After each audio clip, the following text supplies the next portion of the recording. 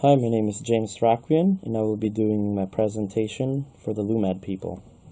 So my objectives for today is to explain who are the Lumads, what is their culture, the history of the Lumad people, and where are they now. So to begin, I would like to start off, who are the Lumad people? The Lumad people are the largest indigenous group in the Philippines. They are located in all parts of the Philippines. However, many of them are located in Mindanao, living in mountainous areas, valleys, and coastal areas. The Mindanaoans called themselves the Lumad to differentiate themselves from other ethnic groups in Mindanao, such as the Christians and the Moro people. The Lumad translates to native or indigenous people. Additionally, in some translations, such as the Visayan language, it translates to born of the earth or guardians of the earth. So, according to the United Nations Development Program, there are about 14 to 17 million indigenous peoples in the Philippines, thus making up 110 ethno-linguistic groups such as the Ata, Pagobo, Banwaon, Buan, Bukidnon, Dibabawon, and so on. So this is just an example of their culture and what they look like. So the culture of the Lumad people. During the pre-colonial period, the culture of the Lumad people have the same structure and form of Malayan people. For example, they had written languages that were used for communication and literary expression. They also had music and dances for certain occasions and used a lot of musical instruments. So, languages. There are 8 major languages that the Lumad people use. They are Bicol, Cebuano, Hiligaynon, Ilocano, Pampangan, Pangasinan, Tagalog, and Walay. For the system of writing, it was believed that Lumad people used Sanskrit or Arabic writing. It consisted of 17 symbols, of which 3 were vowels and 14 were consonants. The Lumad people would write on bark of trees, leaves, and bamboo tubes, using their knives and daggers, pointed sticks, or iron as pens and colored saps of trees for inks. So again, this is just an example of what kind of writing they used to have. So we have Tagalog, Ilocano, Bisaya, Pangasinan, Pampanga, and an unknown one, but they knew how to use them. So the literature. The literature of the Lumad people may be classified into floating or oral and written languages. Literature. Lumad people also compose poetry such as Hudhud and Alim or Ifugao, Biag ni Lamang or The Life of Lamang in Ilocano, Bantungan in Daraptra at Sulaiman, and Bidasari. The other groups of the Lumad people, such as the Maranao and Ilocano people, have their own literature, such as for the Maranao literature, it is inspired by Islam and consisted of tutul or folktale, tubad-tubad, short love poems, pananaro, saying or proverbs, which means wisdom, sowa-sowa means drama, antoka, riddle or puzzle, and darangan, epic poetry. For the Ilocano literature, it has many kinds of songs sung on different occasions. This include dalot, song during baptismal parties, weddings, or feasts, bading, love song sung in a serenade, and dung-dung-ao or dirge. Music and dances. So Lumad people are very fond of music and dancing, that they have songs and dances for almost every social event, such as back in Ilocano literature. So, for their songs, they have Suliranin and Indulanin, which means street songs, Sabi, Maxim, Sawikain, which means saying, Talindao, boat songs, Diyuna, song of revelry, Kumintang, war songs, which evolved into a love song, Dalintad Umbay, which means dirge, Tagumpay, Balikungkong, Dupayinin, and Hiliraw, which means war songs, Upayand, Hele, or Hele, lullabies, Ihiman, bridal songs, and more. So this is the instruments that they use, Kudyapi, Bansik, Gangsa, Abafi, gongs, Jews harp, bamboo flute, Kutubeng, Kalaling, and panpipe, which has 7 bamboo reeds. So, the kinds of dances they do is potato dance, torture dance, dual dance, lovers dance, makasla dance, kinotan or ants dance, lulay, and so on. And yeah, this is one of their dances what they performed in social events. So, art forms. Many arts of Lumad people were influenced by Indonesia, Malay, Negrito, Lanao, and Muslims. This can be seen in beads, amulets, bracelets, tools and weapons, and their clothing. So now that we go to the history of Lumad people. The history of Lumad people. During pre-colonial period, the Lumad people came from the Malay settlers and lived in villages through the scattered islands, also known as the Philippines, of the Western Pacific Ocean. They lived peacefully and interdependently through trades with other indigenous peoples across the Western Pacific until the Spanish, which is led by Ferdinand Magellan, landed in Cebu Island in 1521. So this is a picture of Ferdinand Magellan. Ferdinand Magellan, a Portuguese who was working for the Spanish crown, went on an expedition to find a spice island within Indonesia. On March 16, 1521, Magellan landed in the island of Cebu. He claimed it and named it Islas de San Lazaros. Ferdinand Magellan made friendly relations with the chieftains such as the chief of Cebu, Raja Humabon, and converted them to Christianity. However, one member of the island, Lapu-Lapu, denied Magellan and refused to be converted. A funny thing about this is that Chief Humabon actually wanted Lapu-Lapu to get killed by the Spanish by his people. And Lapu-Lapu wanted Ferdinand Magellan to die. So, due to being converted to Christianity or being brainwashed, he actually wanted one of his people to be killed.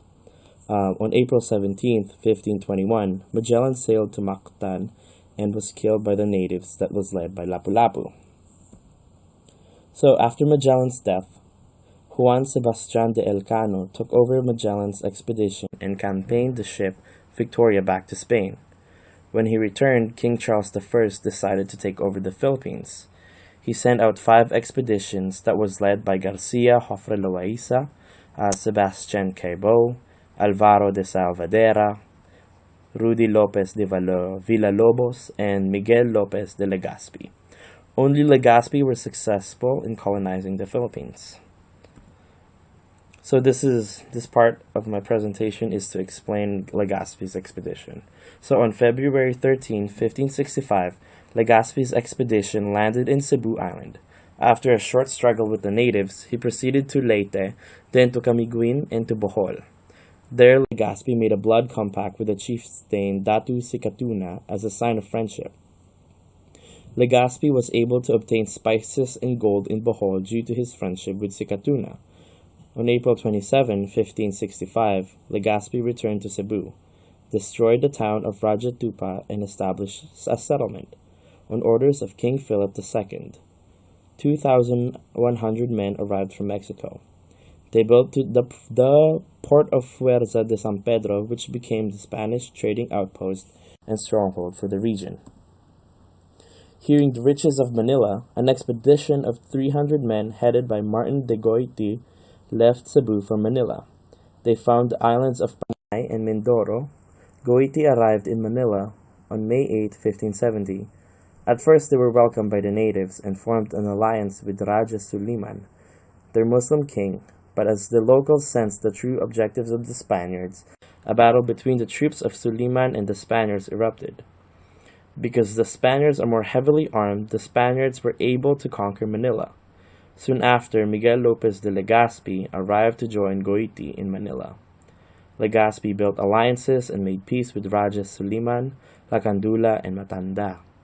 In 1571, Legazpi ordered the construction of the walled city of Intramuros and proclaimed it as the seat of government of the colony and the capital of the islands.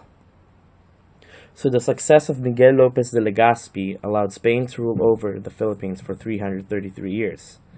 In July 4, 1946, according to the words of Betty C. Listino, the Spanish conquistadors subjugated and consolidated the 7,000 islands into one colonial political structure and named it Philippines after their king, Philip II, and the people, Filipinos. In the 19th century, the Americans took over the Philippines and were able to reach the mountains and forcibly assimilated through public education the uncivilized pagans or the non-Christian people of the Philippines. So one thing that I did not mention during my presentation is that during Legazpi's expedition was that he actually seeked out and also killed Lumad people the same as the Americans did. Only the Americans found the people that went into hiding, such as the mountains or the coastal areas. So, where are the Lumad people now? So, in recent years, the Lumad people in Mindanao are constantly defending their rights to control their ancestral territories against the government, and they are protesting against mining corporations, extrajudicial killings, militarization of their communities, and other oppressed groups in the Mindanao. According to the article Lumad People Are Not Terrorists, Save Lumad School, written by Pam Tauli, in October of 2016, the Lumad people sent messages of solidarity to the tribes and water protectors at Standing Rock as they clearly understood the universal common struggle of indigenous to protect the land. In this moment of intense violence, the International Interfaith Humanitarian Mission 3.1 proposes the following recommendations for the victims of the military operations in Marawi City: continue relief, medical services, and psychosocial intervention for the victims, adjust recovery and reparations for homes and properties destroyed, make the Duterte government accountable for the death, displacement of residents, and destructions of Marawi City. He put people over profit in the rehabilitation of Marawi so that the residents can return to the original communities, not profit-driven development. So to give you guys some background,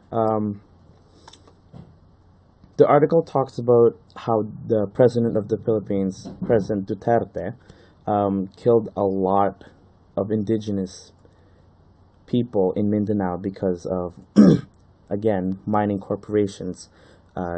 Because of mining corporation, that he actually killed a lot of indigenous educators.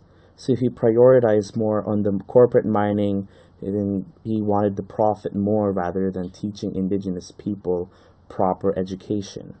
So there are actual indigenous educators in Mindanao that wants to teach children how to take care of their land, how to take care of their ancestral beings, how to take care of themselves.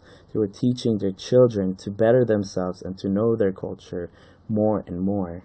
However, President Duterte did not think otherwise. He wanted the profit, therefore he killed a lot of indigenous people as if they are terrorists. And in conclusion, to end my presentation, indigenous people struggle every day. And sometimes I feel like history always repeats itself. They're always oppressed back in the day, even though they're only trying to live in a peaceful way, where everything is in complete harmonization, where everything can live together. However, sometimes corruption can take over and colonization or killings happen. Therefore, Thank